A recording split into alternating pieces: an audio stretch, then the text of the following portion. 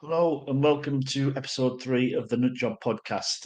Today's guest is Dr. Poppy Gibson, and we are going to be talking all things mental health and well-being. So I'm just going to bring her in now, and we're just going to start. Hi, Trevor. Hello, how are you doing? How are you? Yeah, really good. Thanks. How are you doing? Yeah, not too bad, not too bad. Have you been busy today?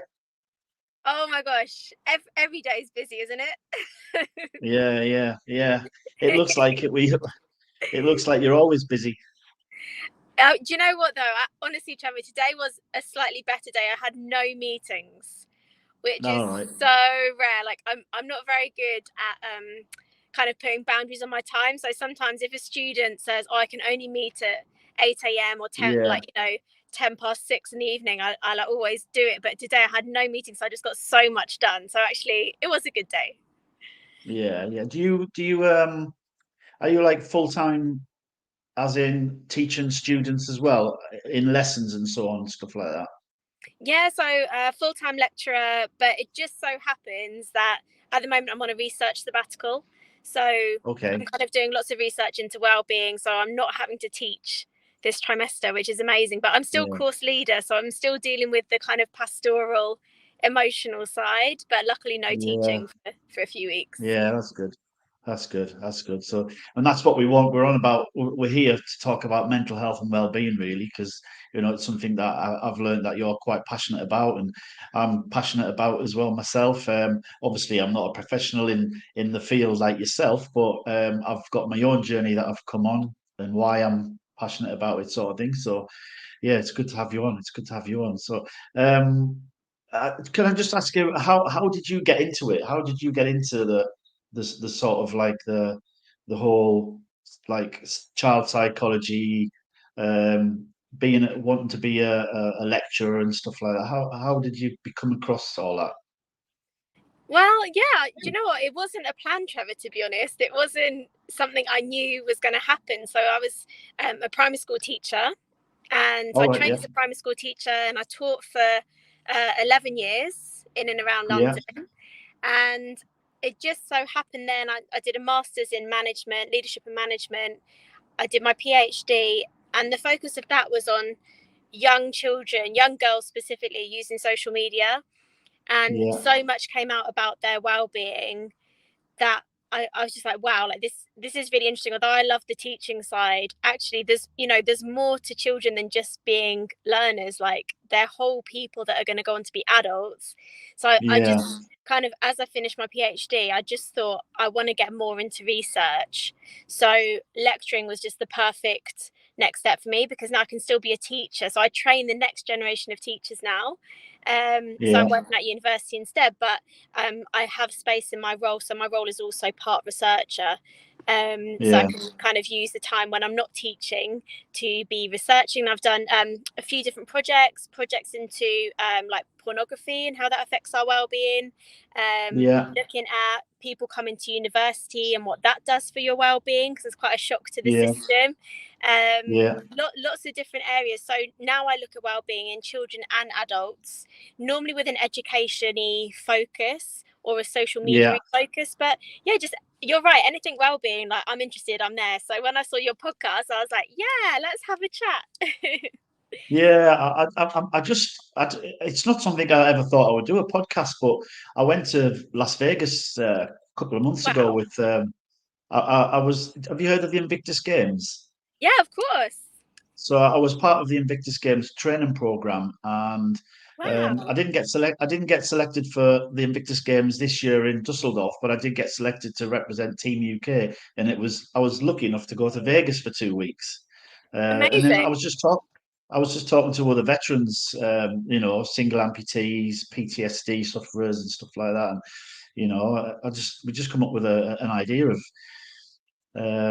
doing a podcast, and I called it the Nut Job Podcast because um, sometimes I feel like I'm like that myself sometimes because I was diagnosed with complex PTSD when I was discharged from the army, um, and it was just focused on veterans at first, but then I thought we could open it up and we can have all sorts of people on who can bring a wide variety of knowledge and experience, and that's what I wanted to do, really, sort of thing. So Wow, what yeah, a it's been. journey.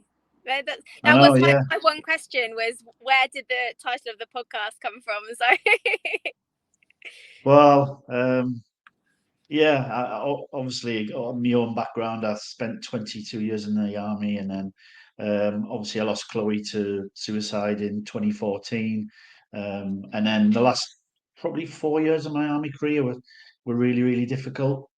The army just didn't know how to cope with what I was going through, sort of thing, and then obviously I seen a psychologist for 4 years, and then I was eventually diagnosed with complex PTSD. And obviously, yeah, you don't stay, you can't stay in the military when you've got something like that, because there's a lot of trauma there, sort of thing. But I've come out the other side. I've run 6 marathons and ultra marathon and cycled across the wow. country, Oh my and I've done gosh. I've done that for charity, for Child Bereavement UK and Papyrus and stuff like that. And like you said, it's been passionate about mental health and well-being, and it's just getting the message out. And if we can get the message out to young people, or anyone really, that there's a corner that you can turn, and there's light at the end of the tunnel. Because if you look at the back of my screen behind me, it's got Nut Job Podcast Chasing the Light, and we came up with the idea of chasing the light because we want to find that light at the end of the tunnel, sort of thing. So Mhm. yeah, that's where I am at the minute, sort of thing. It's Brilliant. I'm in a good place. Great. Yeah, And I think that's what's really interesting now, like the fact you want to open this out to everyone, because that's the one thing we all have in common. Like we yeah, all have emotions, we all have, yeah, good days, we all have bad days. They'll look different for all of us because we're all doing different things, we're all different people, but we'll all have those real highs and those real lows. yeah, And that's what makes a difference, isn't it? When we talk about it and we find people we can relate to in little ways. yeah, No one's journey is quite like that incredible journey you've been on, and the tragedy of your journey. But just from you talking about it, from everyone talking, is the best way we can feel like we're not alone, isn't it? yeah. I think so. Um, I'm not shy of talking about it, if you know what I mean. I think I've looked at it as, if I can talk about my journey and my life story, then it can have a trigger in someone else, and they can see the positives of how I've turned it around, sort of thing. So, that's all I'm trying to do. And I do that at work, where I work now. I run a monthly tea and talk session for anyone that can come along. And, we talk about anxiety, we talk about, you know, pressure in the workplace and stuff like that. But yes, it's great. It's really, really good. Uh, Really good. uh, so, um, so you obviously you're quite popular on social media and stuff like that. I don't know if that's the right word. I've never been very popular, but yeah, I've just connected with some really great people. Yeah, how do your students take that when obviously you're quite popular on there? Do you get a lot of students that'll follow you and stuff like that? Do you know, I don't think they're really impressed by anything I do. That's why I try so hard. You know, it's like you want to please them. Like they never laugh at my jokes and my lectures. I mean, maybe they're laughing inside, but no, it is good. And I think that's what I've learned about teaching. You're going to connect with people in different ways. So Yeah, even if only one student connects with me on Twitter or one follows me on Insta, it's just another way you can hopefully build that relationship. Open that channel of communication and that trust in you. So yeah, to be honest, I'm not sure they're that impressed. yeah, But I think it just comes back to, also thinking what's good for us and what is healthy for us. And it just so happens for me, I found Twitter about a year and a half ago. I think it was February yeah, last year. And I just found it really useful, like sharing things, learning things. yeah, So for me, and there's a really interesting post. I don't know if you saw, I put a post this week that was like, maybe none of us are introverts, like we're just extroverts with the right people. And I think that's what I like about yeah, social media is you can choose how loud you want to be at times, how yeah, quiet you want to be, when you do or don't want to engage. And I think that's one really good thing that social media offers us, as opposed to real life. You know, if you see someone you know in the Yeah, supermarket, you can either hide or you have to talk to them. But on social media, you've got a bit more control, haven't you, over who you interact with and how you interact. So I find it quite a really fun way to get to know yeah. people. Yeah, I think it's similar for me. I've got to know a lot of like-minded people through social media, through Twitter and stuff like that. And Mm-hmm. you know, Well, even us, you've both of us, we met on yeah, Twitter, right? yeah, and you know, you people reach out to you, and I'm well aware that I've got to be careful of what I put on there, because sometimes I have my off days, and I don't want to have come across as negative and stuff, and put anything that would have a sort of adverse effect on someone. So I always try to sort of like come across as, you know, sharing positive stuff, connecting with, like I said, like-minded people. I've met so many bereaved parents through social media. It's unbelievable. And I got to know the three dads walking that have been doing all of the Yeah, stuff for I 5 years. listened to your episode. Yeah, it was really Yeah. interesting. Hmm. I got to meet them, and I met them at Westminster when they finished the walk. And it's really good. I mean, at the end of the day, social media is huge now, and that's how if we're going to get a message across about encouraging people to reach out and Hmm. talk about their struggles, and look for support when I think if we didn't have social media, some people might not know that support's there. But Yeah, now that they'll see people like myself, yourself, talking about it. It normalizes it, if you know what I mean. yeah, that's so important. Yeah, yeah, I think it is. I think it is. That's one of the messages I try to get across it where I work. It is, when you're talking about your feelings and thoughts, it's normal. It's normal to not feel right. It's normal to feel down and low, and it's okay to talk about it.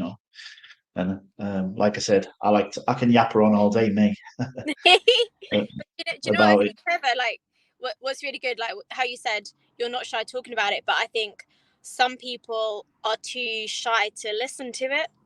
And Mm, like, it's great you're out there talking. Sometimes people just aren't ready to listen, and that's why we have to mm, keep having these conversations, because yeah, that time will come when they will be ready. Like, I'm sure you might have seen my journey, that I was in intensive care with sepsis, and I've actually yeah, only started talking about that recently. And I went to my first recovery group because I met Dr. Ron Daniels, who's head of the UK Sepsis Trust. We went for a yeah, coffee, and he said, "Did you know 50% of people that have a stay in intensive care develop PTSD?"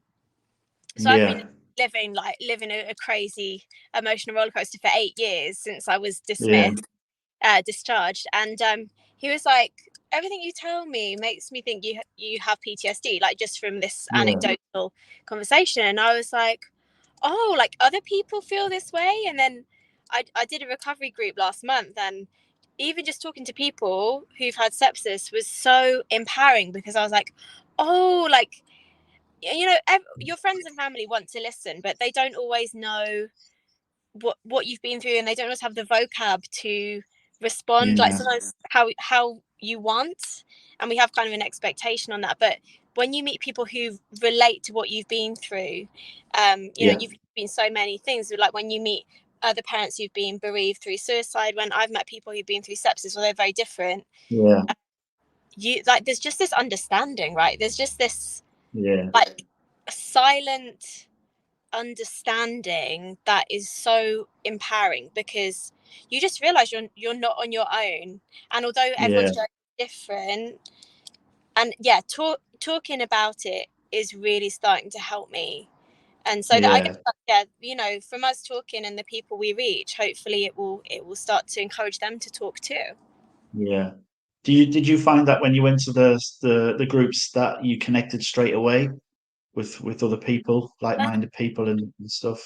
well, do you know, I actually felt like an imposter, which I think you know, for anyone listening who's been bereaved like you, like for me having sepsis, because it was 8 years ago, and I Yeah, just put it down because I just given birth when I ended up being hospitalized. And so when, as soon as I came out, I was like, I've just got to get better, got to rebuild the bond, like got to get on with life, being a mom. yeah, So when I went to the group and everyone was like, oh, I've just come out of hospital, and I'm like, oh, like mine was 8 years yeah, ago, like is that still valid? Like should I just like suck it up?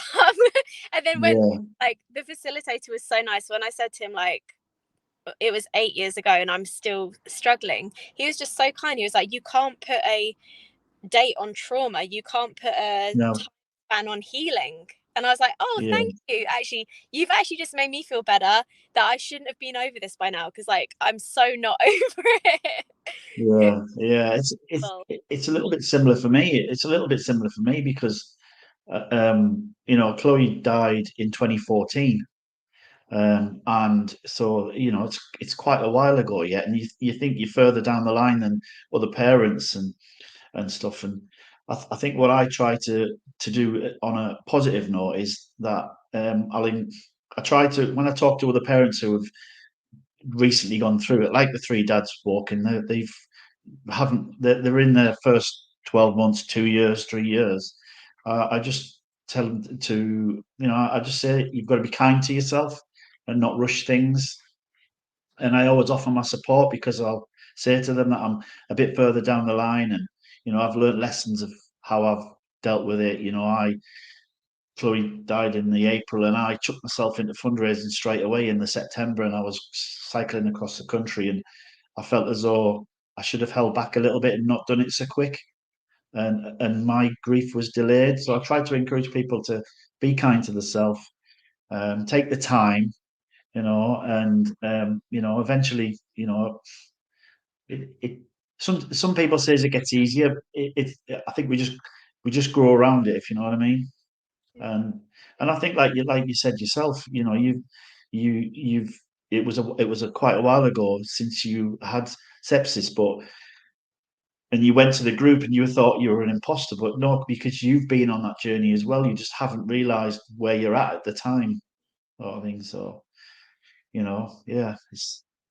And I think that's the thing about trauma, like some days, maybe similar to you, like some days I wake up, I'm like, I feel in a really good place, I feel really good, and then I can just have one thought or one memory or one song on the radio, and like Yeah, yeah, I'm in like the darkest place, like everything, yeah, like I don't get it, like life doesn't mean anything, and just like I totally spiral, like my mood can totally flip, and it just shows as yeah, like, yeah, I love that, be kind to yourself, because you just don't know what smallest thing can trigger you.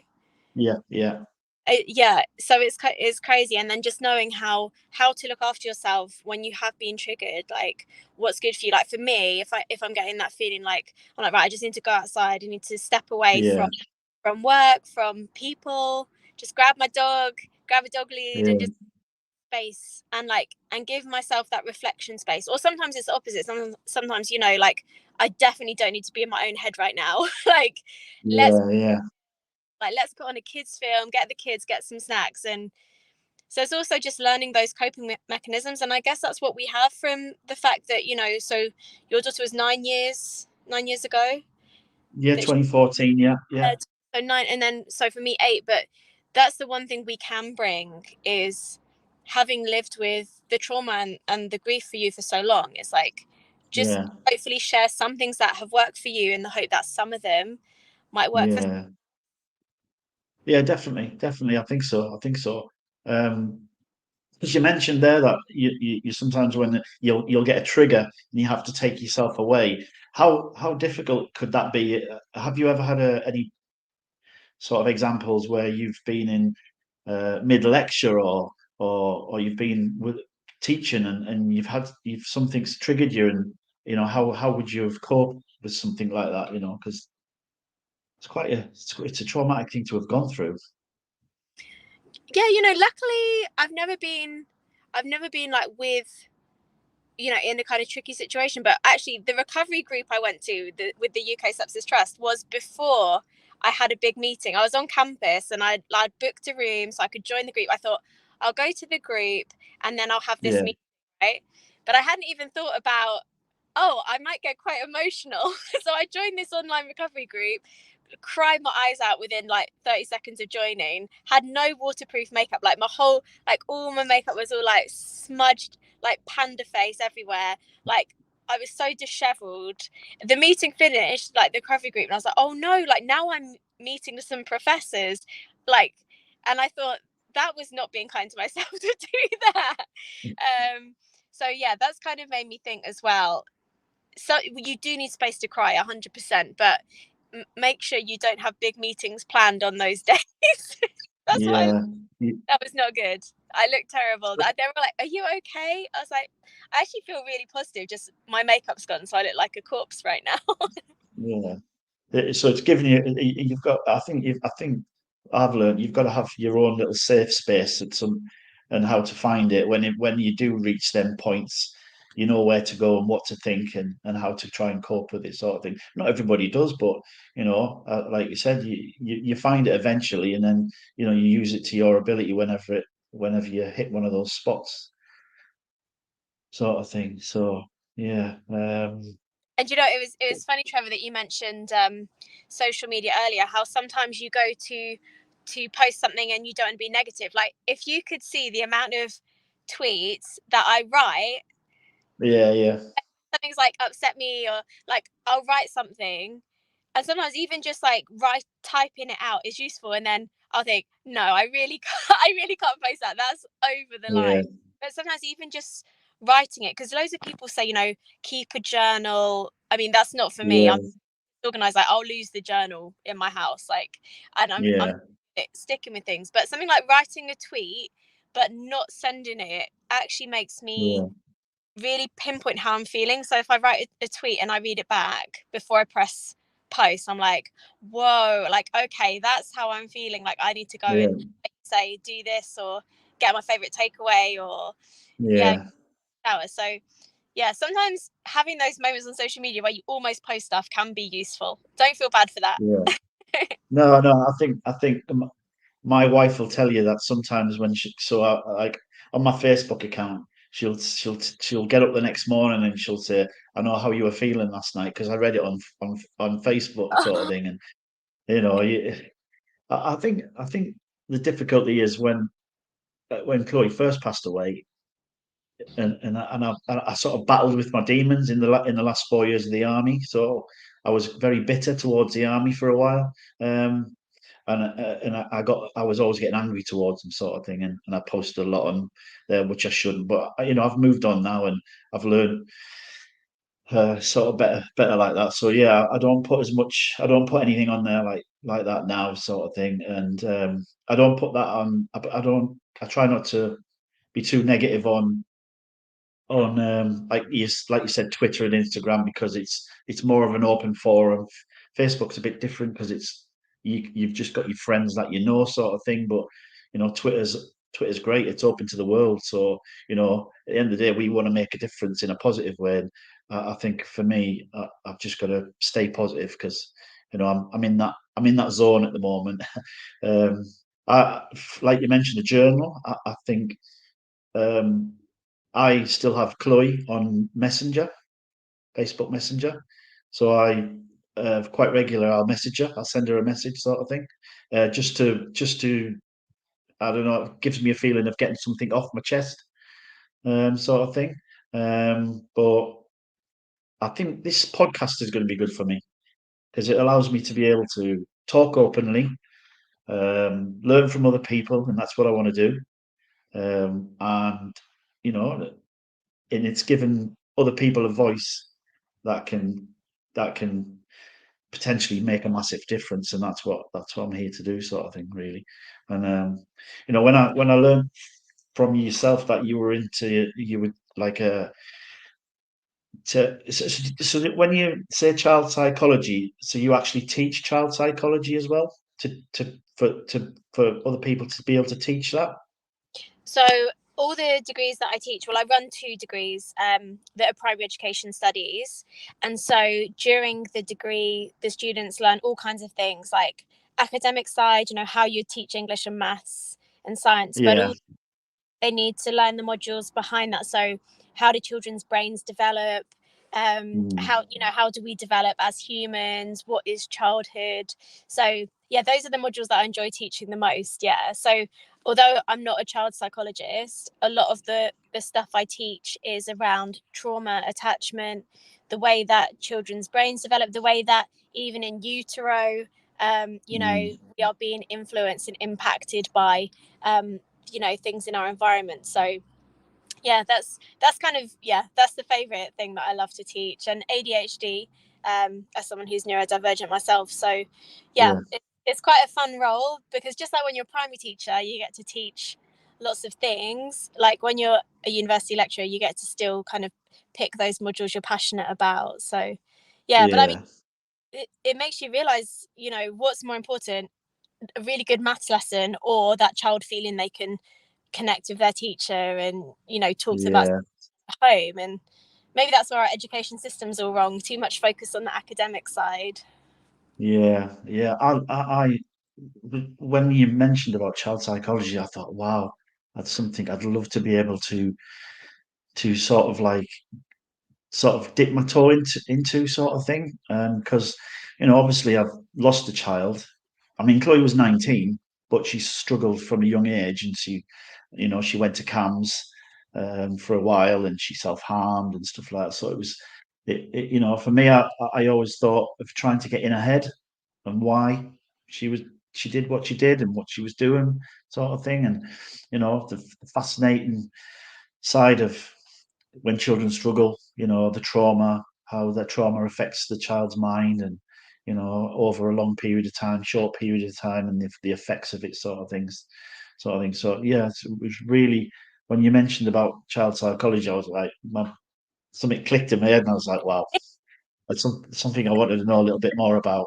But there's a sign you need to sign up for a course or something, Trevor. You've clearly got a bit of, you know, a bit of learning something for you, you know, a bit of you time to do a course maybe.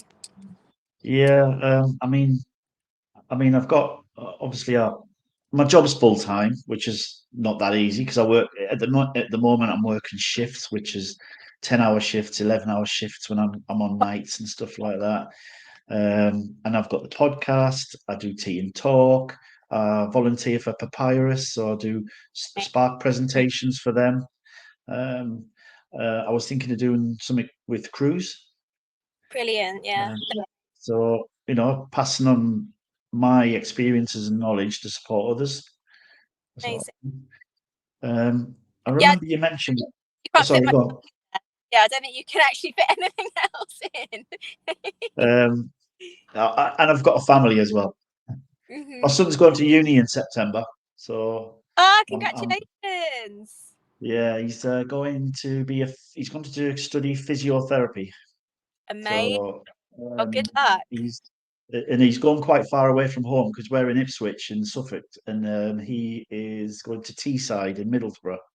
Wow. Um, Oh, that's a so good uni. You'll have fun. yeah, so we've and one of the first questions I asked the uni when we went and visited is, what welfare support do you have for your students, sort of thing. And that was something I was going to ask yourself, is what obviously you've got a lot of students, what sort of welfare support and well-being do you guys offer that maybe other universities could learn from, or because not every uni offers the same, I don't think. Yeah, you're right. Every uni is different, and what will be interesting to see about your son's uni is that their wellbeing services will be kind of ranked in the country. So where I work, we're actually number one. Okay, A that's great. student have, yeah, it's really cool, but like I can't take the credit for that. That will come down to every uni will have its own wellbeing team, and then really what your role is as a lecturer is kind of mostly signposting. So obviously we're not, you know, mental health professionals. So our Yeah, role is to really make that bond with the students, make sure they know they can come to us, open up channels of communication so that if they aren't feeling well, if they're struggling, that they can talk to us and we can signpost them normally to our wellbeing team. So one thing that the team do at my uni, for example, they'll assess you for free counselling, and if they think that counselling will support you, you can get free 6 sessions of counselling through the uni. Yeah. Um, Yeah. so like things like that.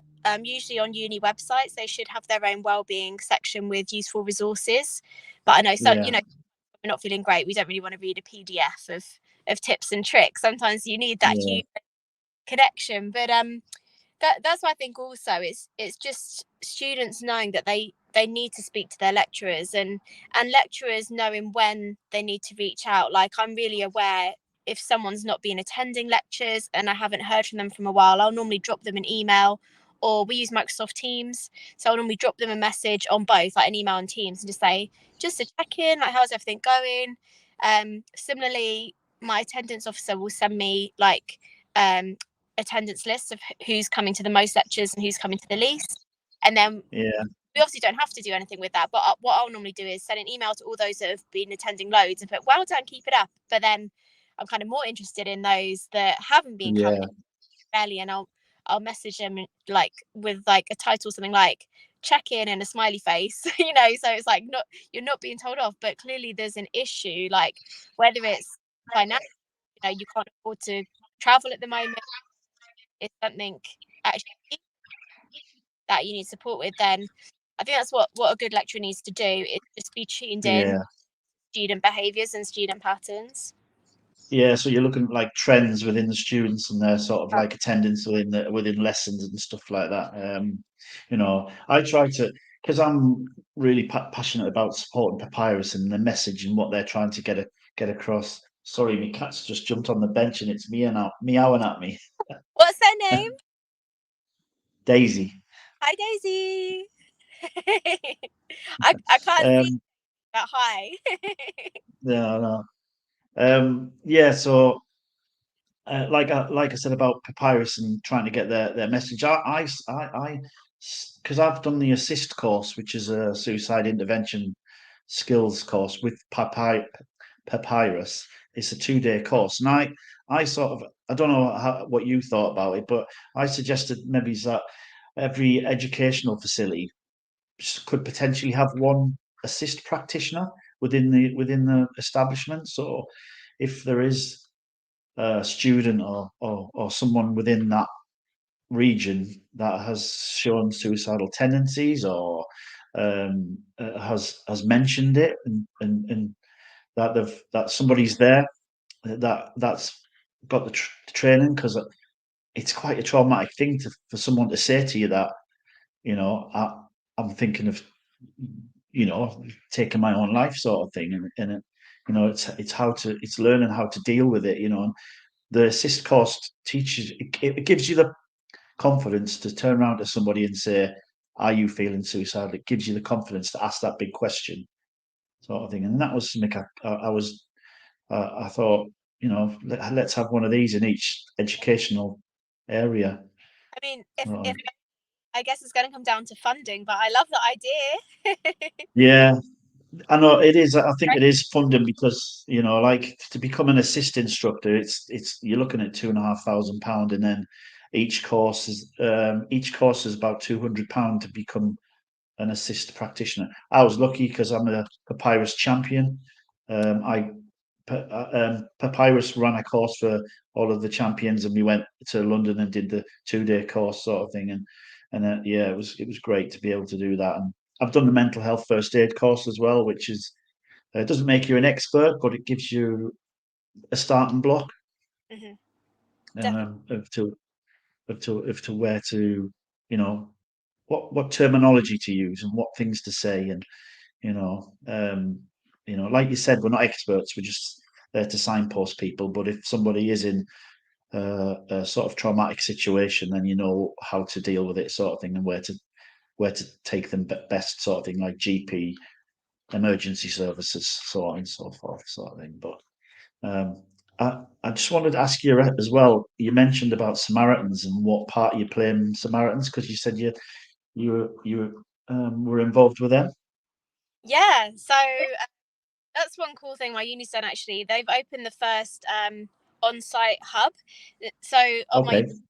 now, at the moment, this people can't go in there, but it means that students or staff who train with the Samaritans can Yeah. then run their shift from there. Because obviously, with Samaritans, you're not allowed to be a Samaritan from home. You always have to be in the office, so you have support. So, Okay. even though, Yeah.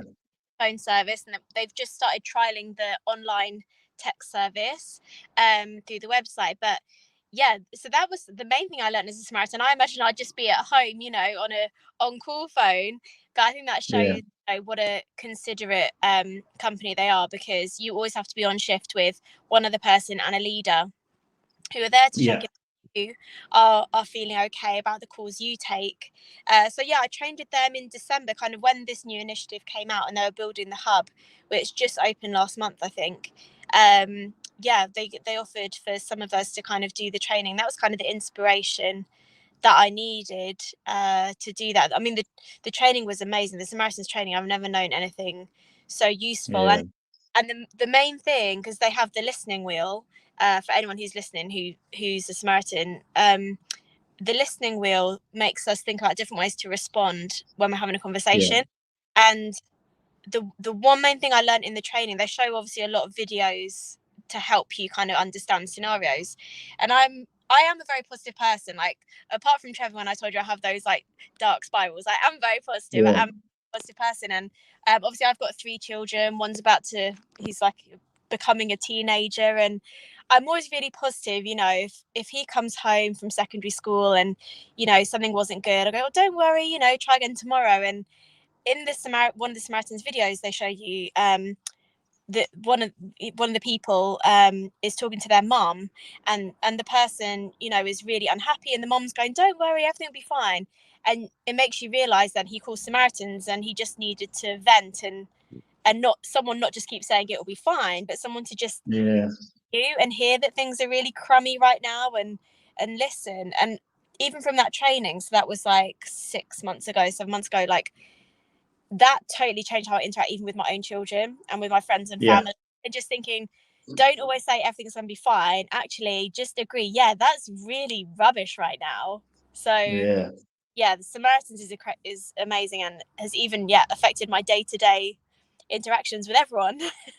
Yeah. It sort of opens your mind a little bit, doesn't it, into how you look how you look at things, and I think for me, I mean, I've never thought of getting involved in Samaritans and stuff like that, but that's why I like it, and I do enjoy running my tea and talk at work. It's an hour and a half session, and I So provide it's all the tea. like a face-to-face thing. It's face to face, yeah, within the office. I mean, they never had anything like that before I started, so I thought, what I looked at it and I thought, what could I do? That's something that I would want, sort of thing. So I started the tea and talk, and I put an email out every. It goes out to about 500 people. Wow. Um, and I provide all the tea, coffee, biscuits. I get them all myself.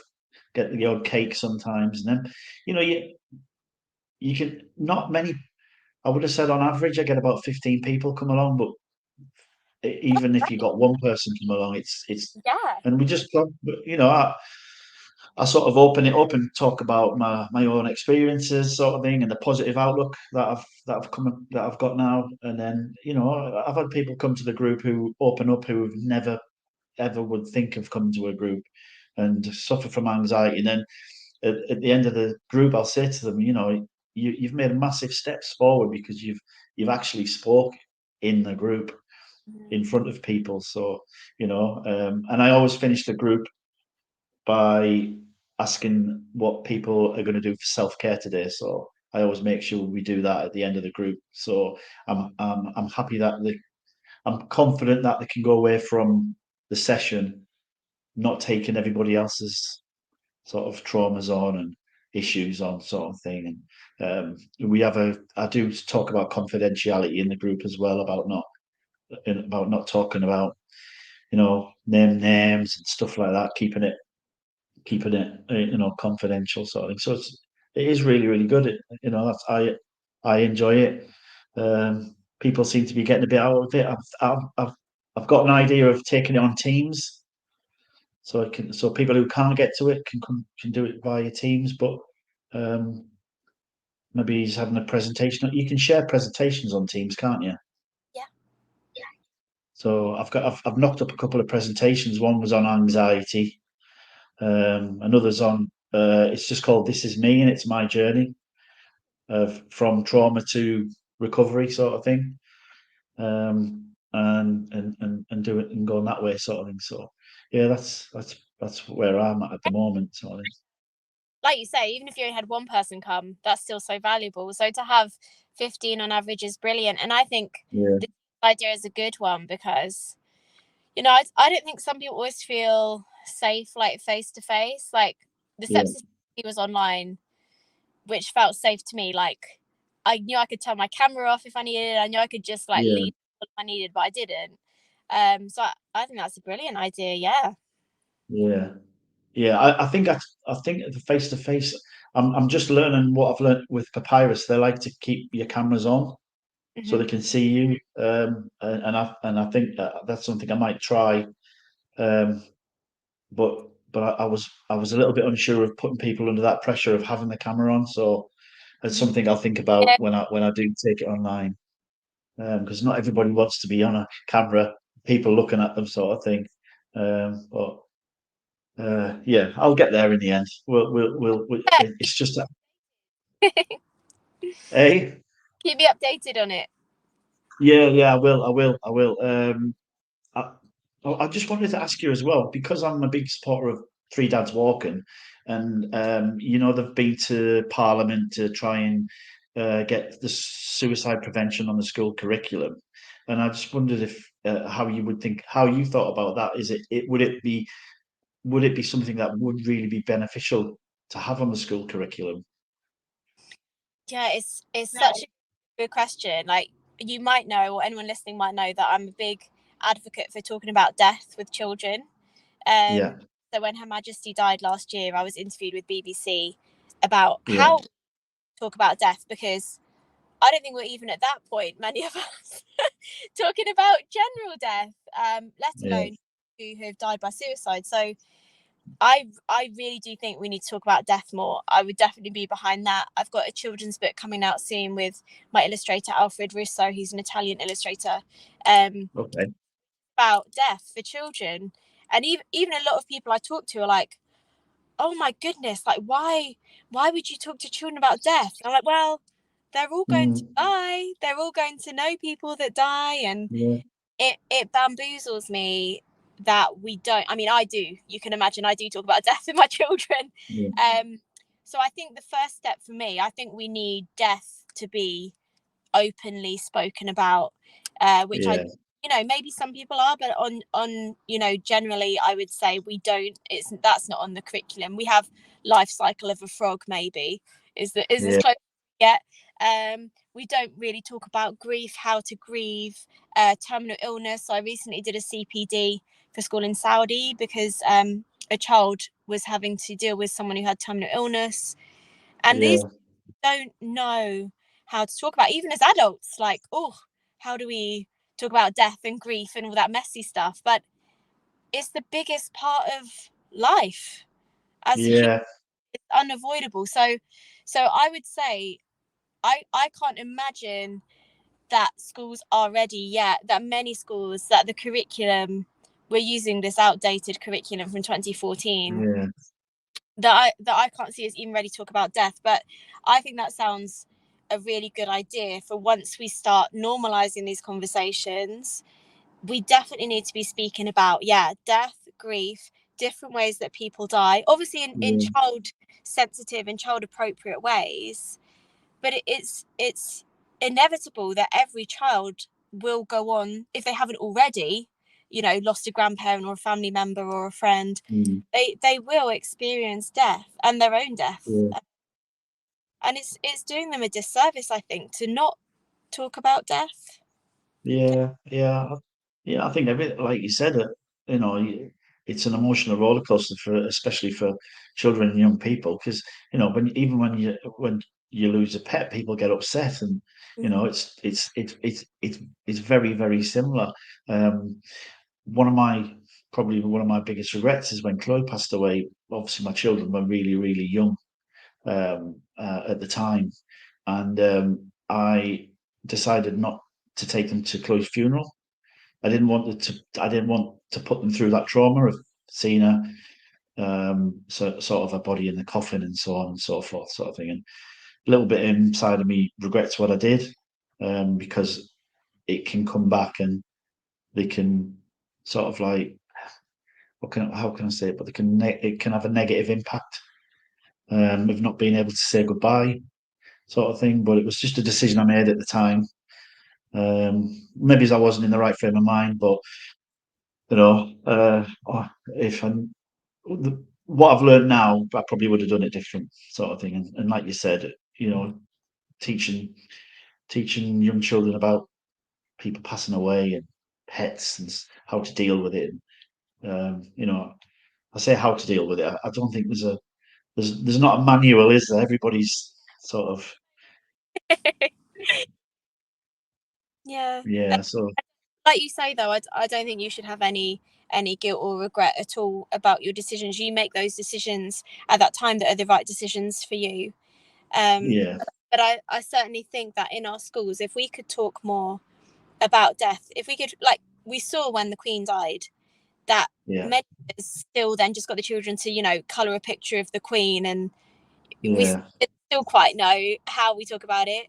Um, I think any grief though. So one of my children is adopted, and a lot of people say, have you told them they're adopted? I mean, they're only in nursery, and I'm like, yeah, "Yeah, we talk about it. I don't know if they understand.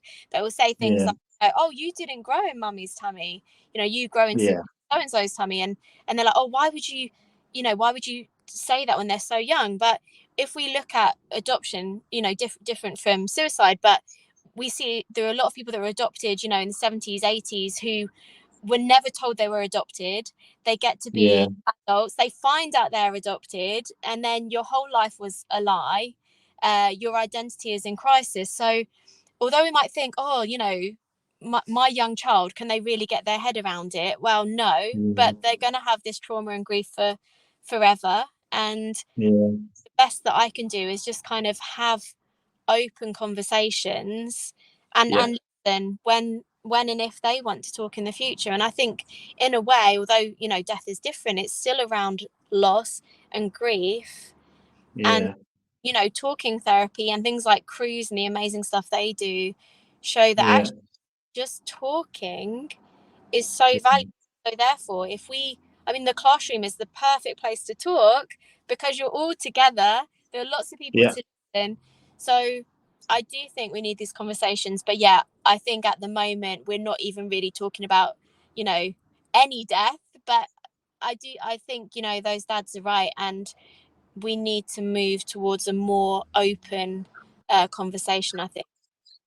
yeah. I think, like you said, when you speak to your children, obviously some people, like I did in the early stages, I try to protect my children by not talking about it, not letting them see what sort of thing. But I think there's a way around it, and it's teaching them and talking about it when you feel they're ready and you feel you're ready, sort of thing. And it can only, I think, it's a part of life. So and it's going to happen, and I think the more we learn about it, it can only be beneficial. I think really, personally, I think it's beneficial to them in the long run. Uh, 100%. Yeah, my uncle died by suicide, and I remember I must have been a teenager when it happened, and I just like I pieced it together through a phone conversation that I'd overhear, one of my parents on the phone, and they never really spoke about it. And I think for them that can't have been healthy, that they didn't feel they could talk about what had happened. My dad couldn't talk about what happened to his brother, and yeah, yeah, like if we talk about it, we can all support each other better, can't we? yeah, yeah.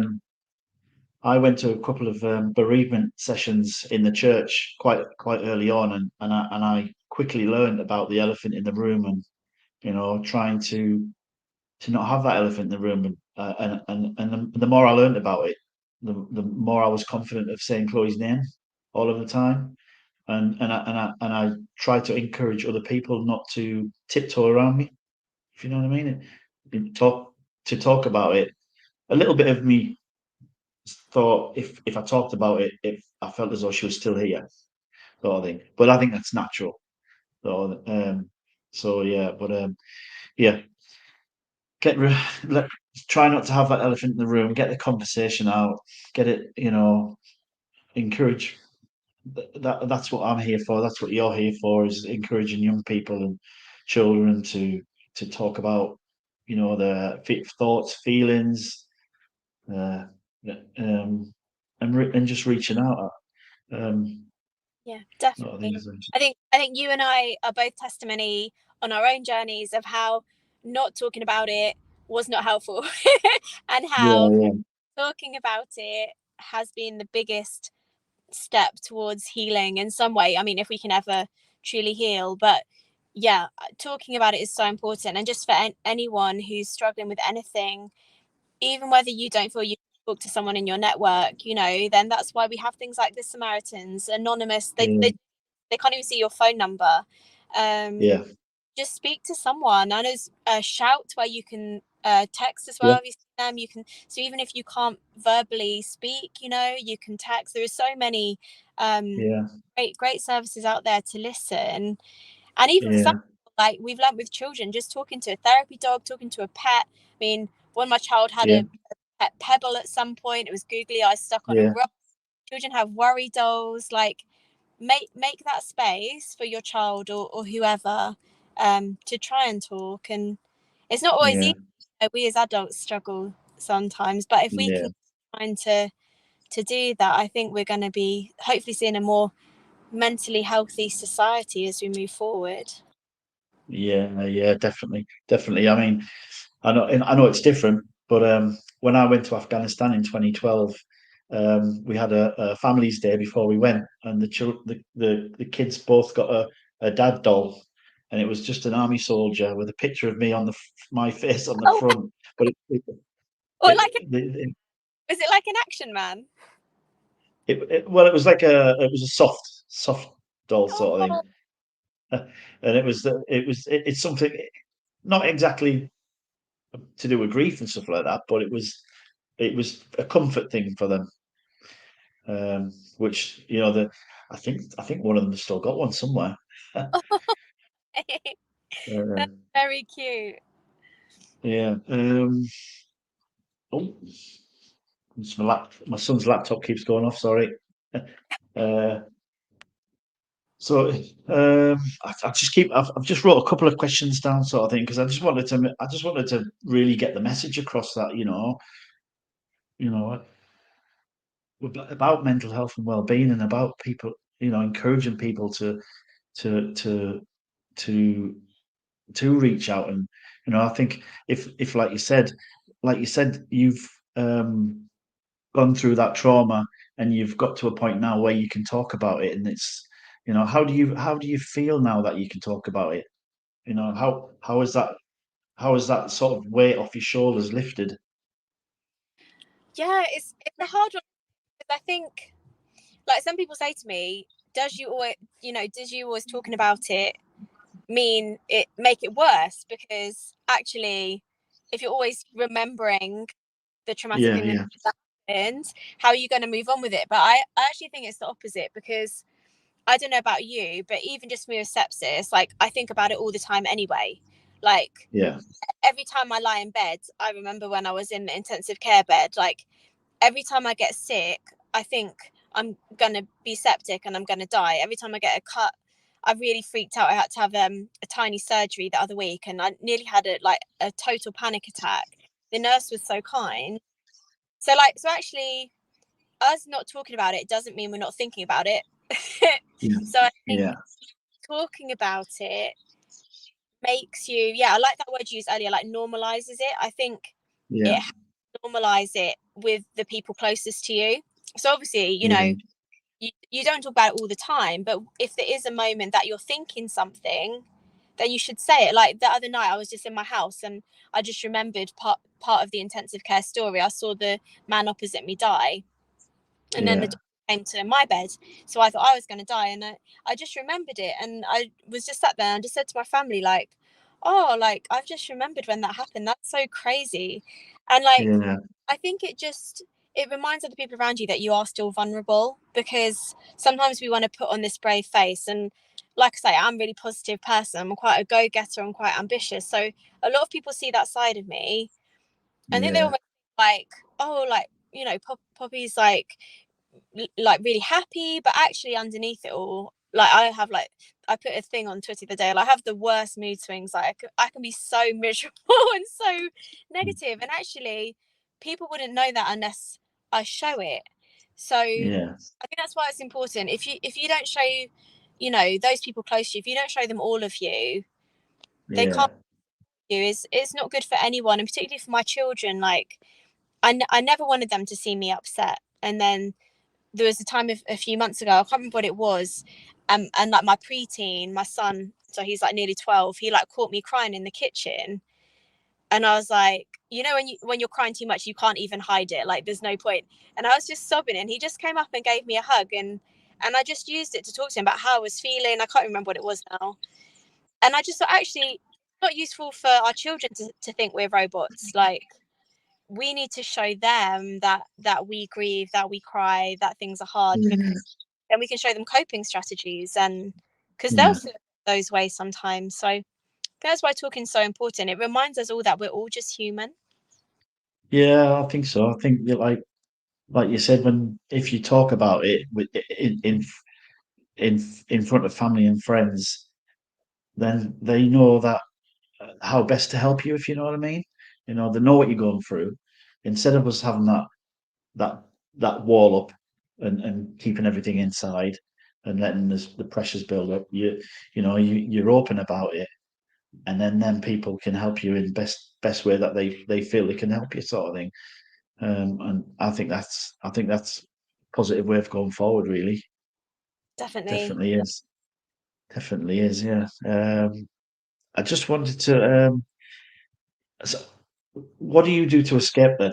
Obviously, you're in uni doing what you're doing, uh, with all the students, helping these other people, Samaritans and stuff like that. What do you do to sort of like switch off? How do you escape?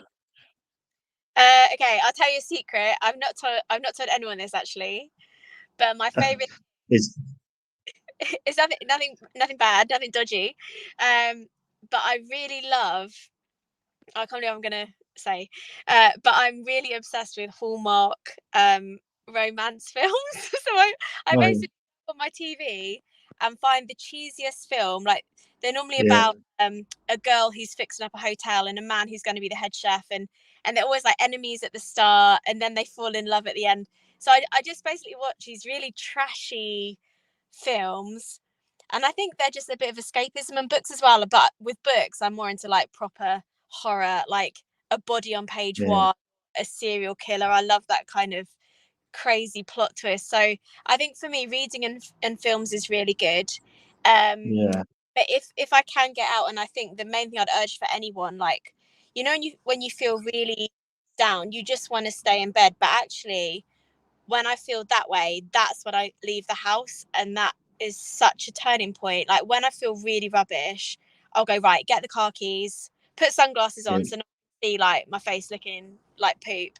And I'll just put my big sunglasses on. I'll just go to the beach and I'll just sit on a bench and look at the ocean. Or, if you're not near the beach, I'll go to the woods and just listen to the birds in the trees. And it totally transforms everything, because it reminds me how beautiful life is. So I think when I'm lying in bed, I'm thinking, life's so crummy. I don't want to swear. Life's so yeah, rubbish. Like, why am I still here? Blah blah blah. But then if you go and look at something beautiful, you're like, yeah, oh, there's beauty all around. yeah, yeah. Definitely, that What sounds about you? really good. What do you do? Um, well, the football season's just finished, and I'm a big football fan. But my son plays football on a Saturday, so I always Oh, go and cool. watch, Which, and I help run the football. which position is he? He plays on the wing. But he Oh, was the youngest. Yeah, he was the youngest in the team because the team he was playing for were the guys were sort of like early 20s sort of thing. But he's the youngest in his year. He's only just he's not 18 till September, so he was quite young sort of thing. So yeah, watching football. Um, I know it sounds daft, but helping other people. That's oh, one of my ways of switching off, sort of thing. It, um, doing my podcast, helping Papyrus, sort of thing. I don't really do it. Um, one thing. I mean, we've got cats. I haven't got a dog, sort of thing. But one thing I did learn is being part of the Invictus sort of games process and going to America and meeting fellow American Air Force and Army veterans. Quite a few of them had dogs with them, and the dogs were PTSD dogs. And wow. and I know you've got a dog as well, haven't you? How do you find that?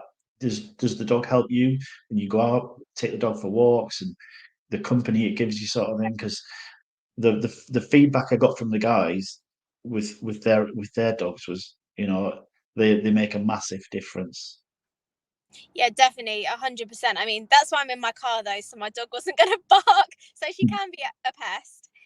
Yeah, But yeah, I think just sometimes you just need company, don't you? And sometimes you don't want the fuss of human company, where you're going to yeah, have to ask questions. And I think that's what's great about dogs. So my dissertation I did a master's in mental health.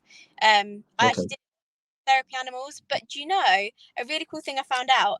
It doesn't have to be a dog. We often think it's a therapy dog. They did a study. They put people in a room with an empty fish tank and people in a room in a filled fish tank, and they found that even just being in the room with a fish tank boosted your well-being and improved your mood. So actually, any yeah, animal, it's yeah, furry, scaly, even a hamster. Like, so my hamsters just had babies, even they bring so much joy. So if there's someone out there who thinks, oh, I can't have the responsibility of a dog, like, get a hamster if you can. They live for up yeah, to 2 years, and just the joy. And I think kind of what you said, Trevor, like you enjoy helping others. I think looking after an animal gives you that distraction, and gives you that feeling of well-being. When you clean them out, you give them a treat, you give them food, like there's something there that nurtures us at the same time. So I think having yeah, a pet um, is amazing. And if you can't, I know there are lots of things like you can borrow people's dogs. You can obviously see therapy dogs in a lot of areas. So, but yeah. a hamster for now, or maybe even a Tamagotchi. Yeah, well, we've got two goldfish actually. The only time I get stressed is when I have to clean them. But Having the opposite effect. yeah, I think one of my other things as well is that over the years since Chloe passed away, I've sort of not given my full sort of like time to the family, and that's something I want to do more of in the future. Is go out for family meals, organise out days out and stuff like that it because I'm that hell bent on helping other people, well-being and mental health sort of thing. My family have took a sort of like backseat, and I want to change that in a way, sort of thing. And my wife's the one that organises all the days out and trips and holidays and and, and stuff and that, and I want to do that. If you know what I mean. Yeah. Well, cool. Well, the fact you've already realised that that's what you want to do and what you need to do, you're already on Yeah. your way. So good luck with that. Yeah, yeah. We're going to go out on Saturday, the weekend. We're going to go to, you know where Aldeburgh is? Aldeburgh up on the east coast. It's a No. really nice little seaside town sort of thing. So we're going to go out at In the weekend. Scarborough? So Is it in Scarborough? no, no, no, no, no. It's in Suffolk, Oh, okay, on the okay. east coast. Oh, Yeah. So that's a nice part of the world. yeah, it is. I've lived. I mean, I moved down here in '98 when I joined the army, and then I moved about with the army. I went back to Yorkshire, and I went to Germany, and then I come back to the UK.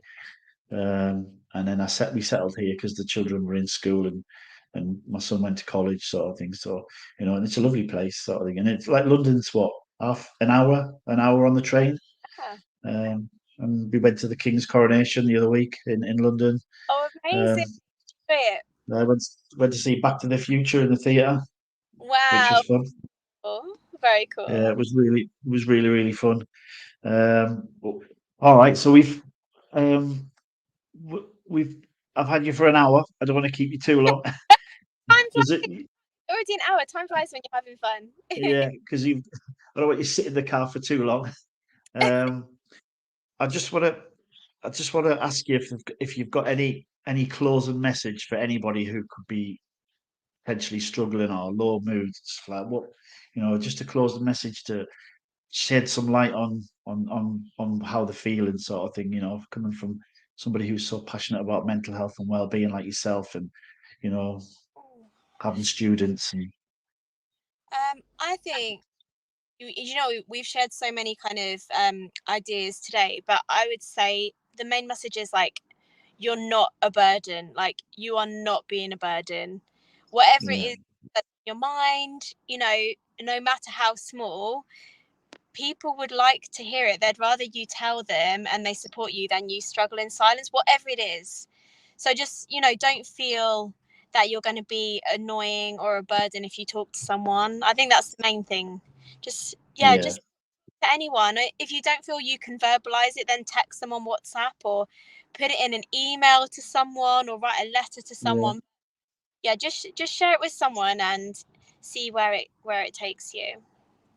yeah. That's a good message, because at the end of the day, if you tell one person, it's like has a ripple effect, and then all that support will come around you, and you'll find that you've got family and friends that you never thought you never expected you had, sort of thing, and people will come and support you in whatever way they can, and Yeah. it can only have a positive outcome. Yep, you're never on your own. Even if you feel like you're alone, you never ever are. You just have to, yeah, send out that tiny SOS signal because people can't always tell. They don't always know you're struggling. Like, look at me. Yeah, Like I say, people think you're so happy, but yeah, I'm a miserable person inside sometimes. So yeah, just wave that little flag to someone and yeah, get the support you need. yeah. And like you said, I think for me, I try to set that example of I'm having a I'm not having a good day, sort of thing, and but I'm quite vocal. I'm not shy at reaching out, and I think if you can set that example, then it can only have a positive effect on the people around you. Sort of Definitely. thing. Yeah. Lovely, lovely. Right, well, thanks ever so much for coming on. Keep in Thank you touch. for having Um, me. yeah, it's been great. We'll have to do another one at some point when further down the line, and we can talk about whatever. I'll come back for like your 100th episode when you've got like billions and billions of subscribers. I'll come back. We did. I looked on my YouTube and me Spotify, and Spotify hit over 100 plays the other day, and Congrats! YouTube was 350 odd, sort of thing, and so Wowzers! Amazing. it's trickling up slowly, and it has its ups and downs, sort of thing. But I think the more I share it, and Yeah. my son's teaching me how to put it on your Instagram story, and Yay! all that, and I've had a couple of TikTok videos I've done, which I never thought I would do, but Wow, love it. yeah. So Cool. yeah, Well, just keep going. Keep going, Trevor. yeah, and you. Thanks very much for coming on. You're welcome. Yeah, I'll speak to you soon. Speak to you soon, Bye, Trevor. Bye. Bye, everyone. bye, bye.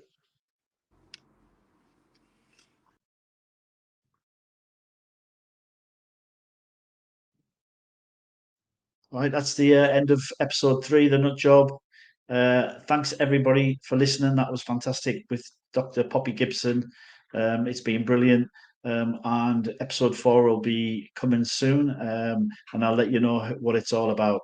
So thank you very much and enjoy the show. Please keep sharing it. Keep um, sharing it with your family and friends. It's available on Spotify and YouTube, and it's very easy to copy and paste and share. So please, if you could, thank you very much. Thanks for listening, everybody.